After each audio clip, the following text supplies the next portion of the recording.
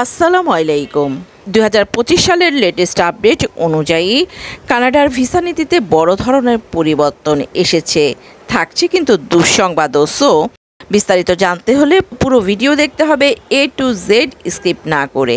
2025 সালের 1 সেপ্টেম্বর থেকে ভিসার ক্ষেত্রে নতুন নিয়ম করেছে কানাডা। এই নতুন নীতিমালা প্রধানত শিক্ষা বিষয়ক ভিসার জন্য করা হয়েছে। স্টাডি পারমিটের বা শিক্ষা অনুমতির জন্য ব্যাংক সলভেন্সি, আর্থিক সক্ষমতা বা দীর্ঘমেয়াদী দেনা পরিশোধের সক্ষমতা সেটার জন্য কানাডার ভিসা নীতিতে পরিবর্তন আসছে। সো 1 সেপ্টেম্বর থেকে যারা কানাডায় আন্তর্জাতিক শিক্ষার্থী হিসেবে যেতে চান বা কানাডায় স্টুডেন্ট হিসেবে পড়াশোনার জন্য যেতে চাচ্ছেন, তাদের 1 বছরের জীবনযাত্রার খরচ হিসেবে 22,895 কানাডিয়ান ডলার আলাদাভাবে থাকতে হবে। কানাডায় যেসব শিক্ষার্থী পড়াশোনার জন্য যেতেন তাদের আগেও কিন্তু এই খরচ ছিল, বাট পরিমাণে কম ছিল। আগে এই খরচ ছিল 20,635 ডলার। এই অর্থ 1 বছরের টিউশন ফি ও ট্রাভেল খরচ বাদে ব্যাংকে জমা থাকতে হবে, এমনই নিয়ম ছিল। যেমন ধরুন আপনার কলেজ বা বিশ্ববিদ্যালয়ের টিউশন ফি বছরে 20,000 ডলার, তাহলে আপনার মোট সলভেন্সি দেখাতে হবে আনুমানিক 22,895 কানাডিয়ান ডলার।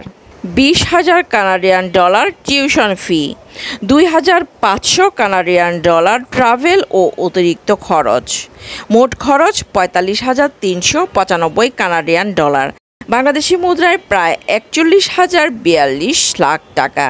কানাডিয়ান ডলারের বিনিময় হারে এটি কম বেশি হতে পারে, অবশ্যই মাথায় রাখবেন। যদি আপনি একা যান তাহলে দেখাতে হবে 22,895 কানাডিয়ান ডলার।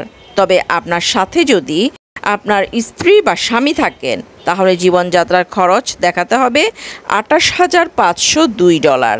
একটি সন্তান থাকলে জীবনযাত্রার খরচ দেখাতে হবে 35,040 ডলার।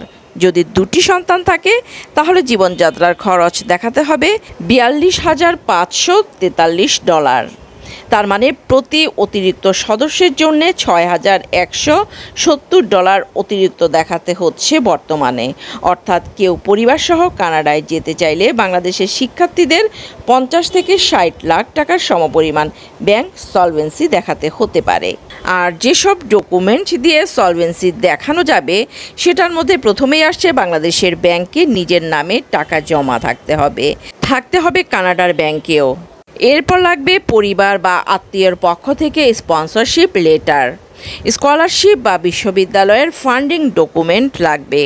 যারা 2025 সালের 1 সেপ্টেম্বরের আগে আবেদন করবেন তারা আগের নিয়ম অনুযায়ী 20,635 কানাডিয়ান ডলার দিয়ে আবেদন করতে পারবেন।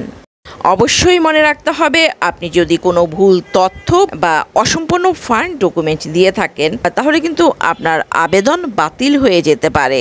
সো কোনো অবস্থাতেই ভুল তথ্য বা অসম্পূর্ণ কোনো ফান্ড ডকুমেন্ট দেয়া যাবে না, এটা অবশ্যই মাথায় রাখবেন। যাই দিবেন অথেন্টিক এবং ফুলফিল দেওয়ার চেষ্টা করবেন। ভালো থাকবেন, আল্লাহ হাফেজ।